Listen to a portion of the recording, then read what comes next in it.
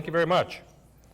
And I want to go through our, and talk about our 70th, but I also want to reflect on this past year, and so you all can know where we're at and where we're going.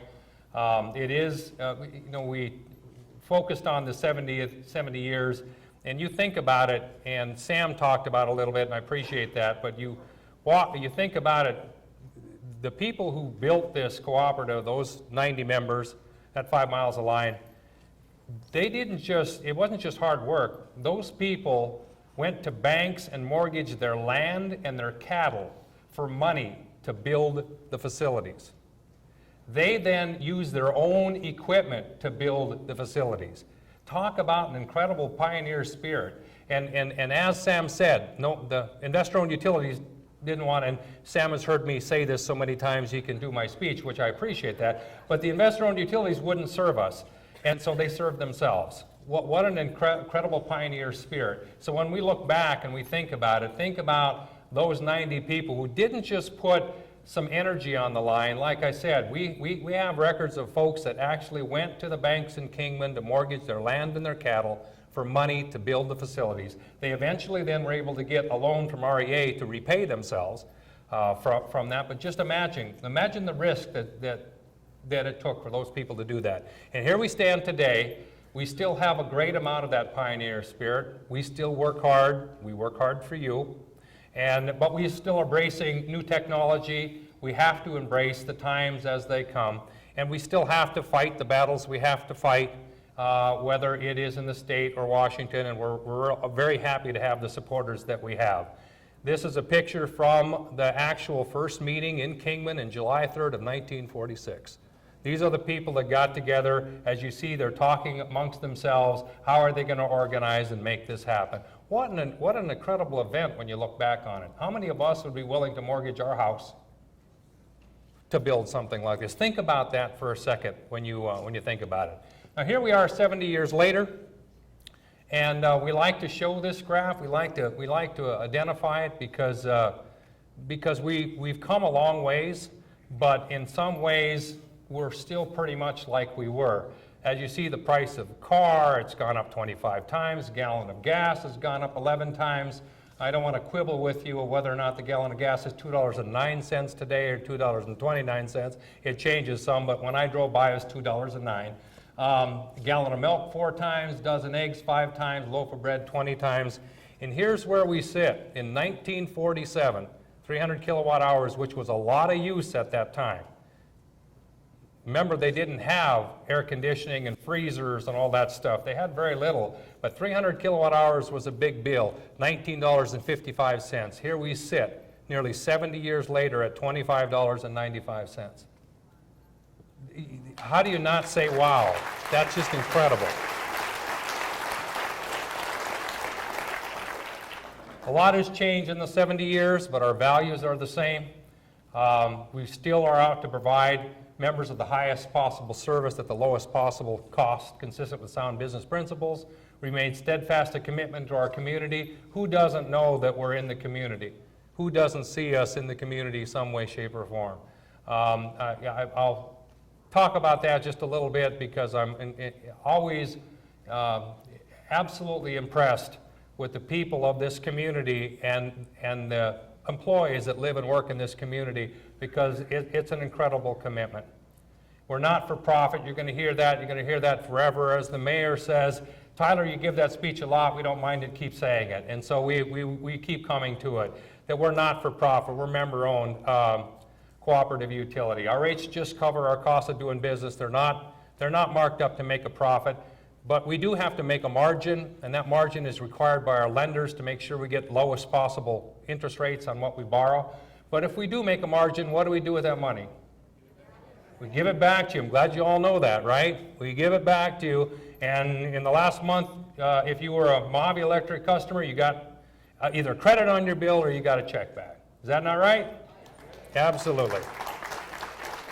And as Sam always says to Bruce, did NV Energy send you a check this year? I got mine. All right. Board of directors are members themselves, and they're elected by members, and you all know that. But the board of directors, myself, management, all the people that we work with, almost everyone. There's a few people that live on the outpost up in Kingman, and they're not members, but the majority of all of our employees are. We're all members. We live in this community. We work in this community. We play in this community. Our families are here. Our neighbors are here. Our churches are here. We know the importance of both service and the cost. Don't think for a moment, whenever we think about changing costs, that it isn't personally painful for us if we ever have to change a cost, except when it's lower. We're looking out for members, not stockholders. We're working hard to manage costs all the time. I put this up. This is the 2013 energy dollar. About $79 million is what it cost us to run Mohave Electric in the year 2013. As you see, 78% of that was electric power cost. The rest of it, and we're awful proud of this, but operating expenses, that us, the 77 people, we only represent about 14% of that energy dollar. Then we have depreciation, interest, and margins that represent the most. So it's 78%. That's a really incredible number. If you look at when we compare ourselves all across the United States for all the 900 co-ops, our operating costs are really small compared to our operating expenses are really small. Here we are in 2015, $69,472,155, a little bit less energy. And I'll talk about that in a second, but it still represents 74% of our operating costs is buying the energy. The operating expenses, depreciation, interest, and margins have gone up a little bit. Have they actually gone up? No, the total cost went down. They've stayed the same. So it looks like the percentage has gone up. They're almost identical to what they were in 2013. So now you're looking at this, and I do this to everybody that I meet with and talk to, because when I ask you if you look at your bill, most people don't. They just write the check for what it is, right? You actually don't look at your bill. I'm going to make you look at your bill a little bit here in a second. There it is. There's a bill. Oh, but you can't see that very well. Oh, but there it is. So there's a copy of your bill. Because you may say, well, gee, Tyler, the energy, your costs were $10 million less in 2015 than they were in 2013. Where's the beef? Where's my share? What's happening? How come you haven't lowered your rates? We have. And hopefully you've looked at that. Hopefully you've seen that. Look right up here. Your purchase power adjuster is minus. So when we have a good year and we are able to buy and purchase and procure energy at less than what was in our rates, we pass it right on to you, right away too. It's right there. So how many knew that you had a 1.75 cents per kilowatt hour? You all looked at your bill and you all knew this, right? Yes, absolutely. But now you do. Now for sure you know this, and you'll take a look at it. With where we're at today, we are as competitive as anybody in the area and probably within the state. And other people look at that. Businesses that look at moving into the area look at electric rates. It's a very important part for them. What is the purchase power adjuster that's on your bill? Well, the PPA is designed to recover changes in wholesale power and transmission cost and fuel. Natural gas costs can vary quite a bit over the course of the year, over a course of time. Actually, the wholesale market, electric energy market, varies quite a bit. And rather than try to chase with every year filing a rate filing, what we do instead is we pass on the differences of energy right directly to you. So if we see a difference in energy, we get it to you. You may also wonder, well, gee, if it cost you less, the energy cost you less, would that cost you less people to do that? The answer is, think about that. Getting you better cost energy probably takes more effort and more time. It's easier to just buy the high price stuff than it is to actually fight, look, and pursue lower priced energy. There's a purchase power adjuster from 2008 to present. A little of this is self-serving. I came in 2008. So that's where it was when I came. And if you can see this purchase power adjuster, and also I can't do anything about what was there before me. I can only deal with the stuff that's in front of me. So there's where we were in with the purchase power adjuster. Who all remembers the plus 3.5 cents? You all remember that? Yeah, were you all happy with that? Yeah, no. And we weren't happy with it either. I want you to know we as employees paid the same thing. We didn't like it either. So our goal was to try to do something with that. And if you remember, James, early on when you and I were talking, I said this is our goal. Our goal is to do something with stuff like this. And I always try to be a man of my word. And so this is where it's went since 2008. And right here we're at minus 1.75 cents. I think that's a pretty incredible thing.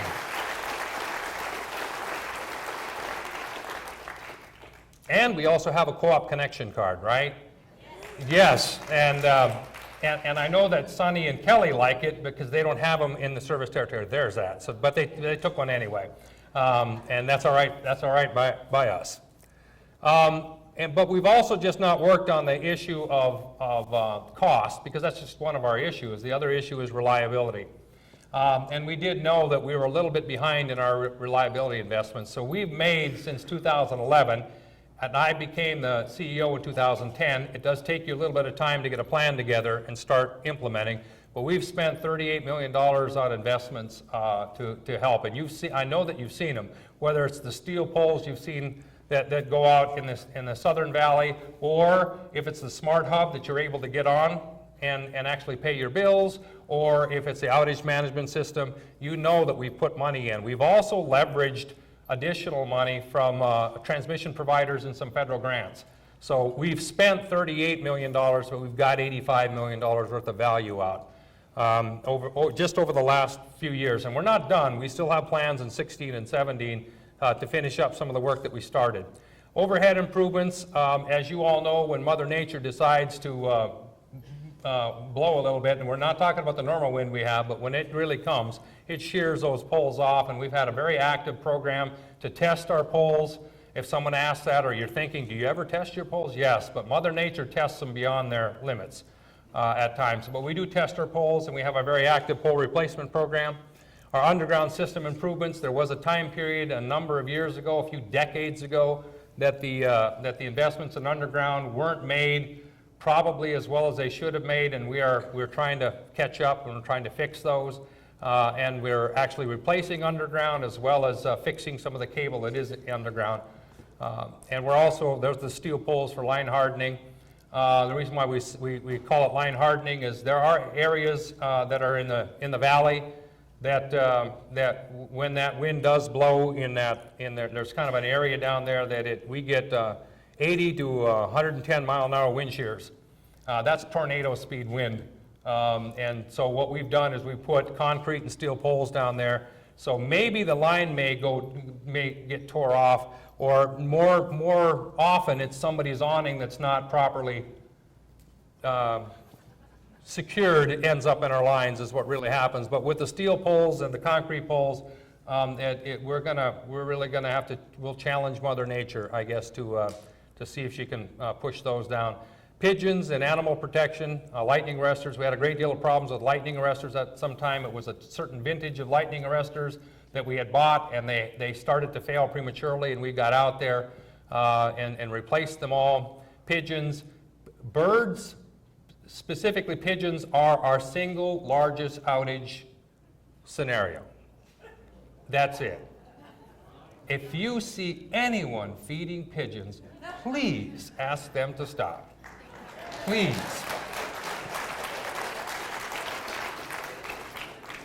It's not always the pigeons, it's after they eat. It's what they do after they eat that gives us the problem.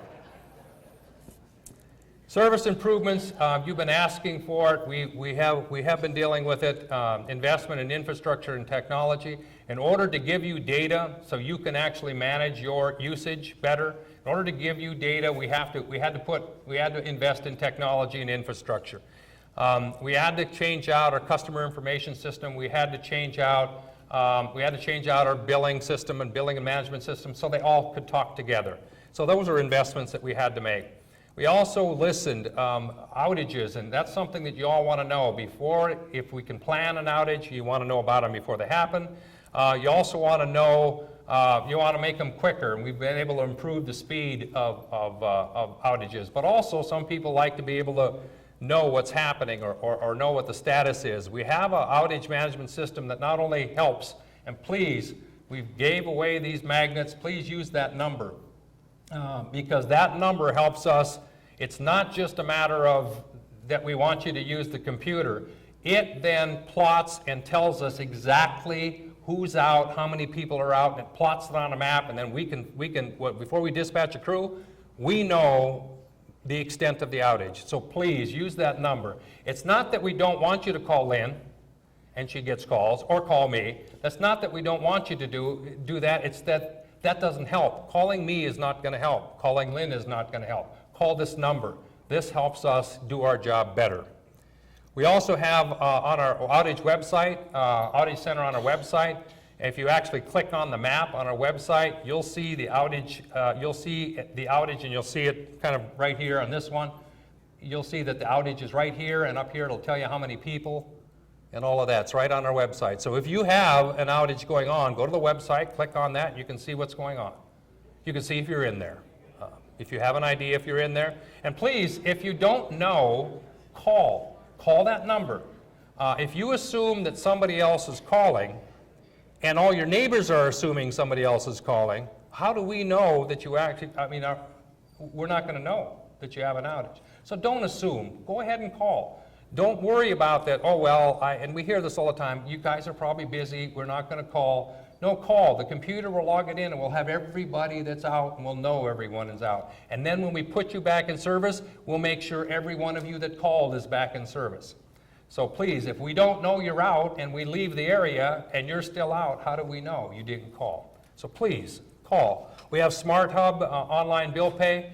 You asked for more abilities to pay your bills electronically by voice, AVR, which is voice recognition, and our outage reporting and alerts. You can do this right through Smart Hub. People asked for that. So our number of people that are paying at our Hancock office in person has dropped incredibly because we've offered additional methods, and that helps us too. Service improvements that you asked for, that means you can go ahead on your, if you can get in, if you can register and you want to take a look at it, you can see your usage.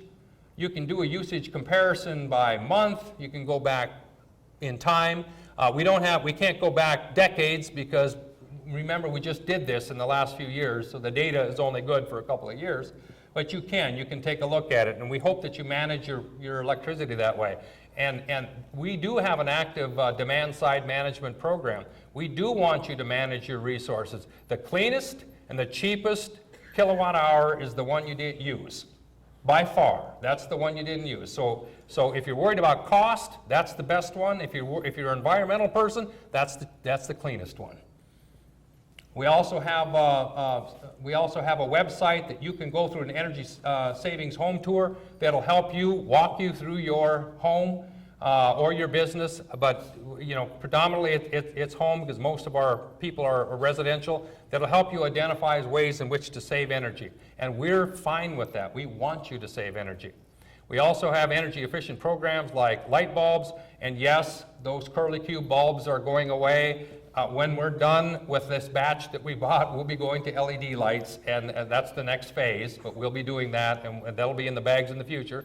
But we have heat pump rebates. We still do our Operation Cool Shade to strategically position trees to help keep sun off of windows and that type of thing, because the sun not hitting your house is a great idea. That really helps.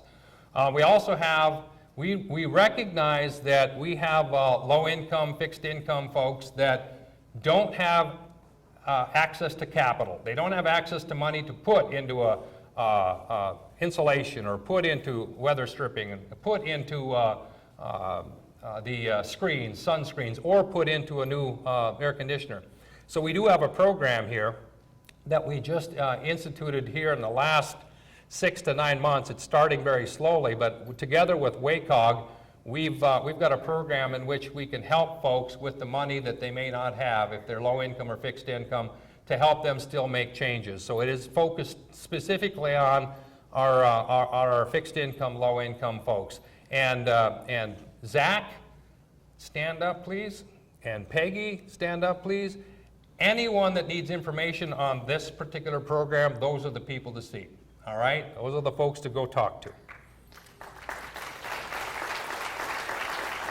Now, I've talked about saving energy, and we've been talking about it since I've been here. Every time if I'm around, I'll say the cheapest and the cleanest is the one you don't use. You hear that all the time.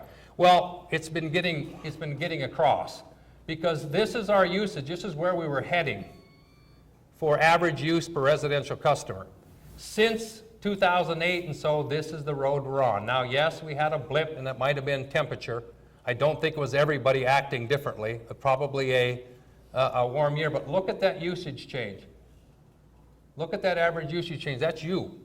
That's our members, and we support that, and we would like you to continue that. That's very helpful for all of us. So get those programs, the Together We Save programs, get onto that. We have no problems with you saving energy. We're just not on the side of generating and producing and buying energy. We're also on the side of you, which is also saving energy. This is the part that I'm most, and every presentation I'll make, I will talk about this, because I couldn't be more proud of the community that we serve and the people that live in this community and the employees that live in this community. We volunteer. We're in this community, and we're in this community everywhere, whether it's the Veterans Day, and when we do this, this is on our employees' time and the employees' dime. This is not, we don't get people out and pay them overtime to do this. This is not what happens. The employees do this themselves. Whether it's search and rescue right here, or whether it's our Christmas parade, and yes, I'm going to call it the Christmas parade, not the boombox parade.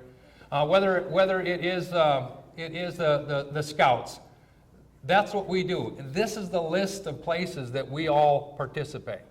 We are in this community. 77 people are doing this.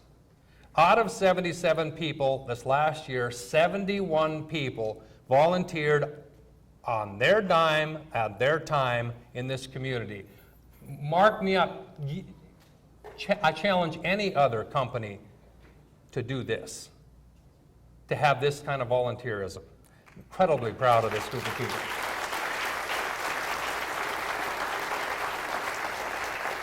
I had a question the other day, at the district meetings I do get questions. I thought it was a pretty good question. I just threw this one in. Somebody asked me about the demand charges, and this is right out of one of the papers. Protesters clash over APS's proposed rates. APS is proposing a demand charge on all residential people, and the person was asking me, is that something you're going to do? Well, we have no intention of doing this. It's not something we want to do. But this is where the difference is between, and I can go to the next one. The protester said demand rates are too confusing. The average person to understand or control. There's another part to it, is that people probably don't understand our demographics. If we have a great deal of people who are retired on fixed income and who are probably at home during the peak times, what opportunity do they have to actually use demand metering? They don't. They have no ability to use that. So we try to communicate that we are different. We're not the same as what they're doing, and really APS, and also this is from Unisource. Unisource is proposing the same thing. We know why they're proposing this, and I'm going to be politically incorrect and just tell you the truth. Why they're doing this is because the ACC staff is strong-arming them into doing this. The ACC staff doesn't want to address the issues of subsidization from solar customers, from non-solar customers to solar customers. And rather than address that issue right up front, the way to do this, they can ricochet shot off of it and say, hey, how about if we make everybody go to demand? We'll punish everyone. That's the real reason why it's happening. That's it. That's it in a nutshell. And yes, if there was a commission person here, they would be very unhappy that I said that. But that's what they want. That's what the idea is, and that's where they're going. James, I see you just... Is that, I just wanted to ask, yes. Is that the Arizona Corporation Commission? Arizona Corporation Commission staff. That is not the Arizona Corporation Commission commissioners at this point, because they haven't ruled on this. But when you meet with the staff, This is the question. And truthfully, here's the issue. Unisource is proposing this, and I understand why they're proposing it. Why are they proposing it? Well, they're getting strong-armed. The other part is they're going to have to invest somewhere between $18 and $24 million to redo their metering and their infrastructure to collect the data because it's not set up for demand-side metering. What'll happen? Will they get that 24 million collected? Yes. They've just put it in the rates. And so, and guess what else they get? Come on, some of you people know. They get a rate of return then too, don't they? So they get $24 million of investment and a rate of return. That means they make a profit on the investment. So from that standpoint, they're held harmless. That's not us. If we've got to spend 16 to 18 or $14 million to retrofit our system to do this, we know that it's us who are paying it. And there is no profit. And why would we want to do this? That's something that hurts our demographics or hurts our people. We wouldn't want to do that. So we fight this issue. Whereas if you're an investor-owned utility, you probably put up a token fight. It's a little bit of a fight. But it's not really a wholesale fight. And then you can see what's happening right here. And that's what's going on. And somebody asked me that question, so I thought I would talk a little bit about it. That's it. Now we're going to get to the fun part, which is all of that stuff over there. I will be around afterwards for questions. I thank again, and if we could give a round of applause for our folks that showed up and said nice things. And also, again, for all these incredible employees who are on their time tonight to do this. So thank you very much.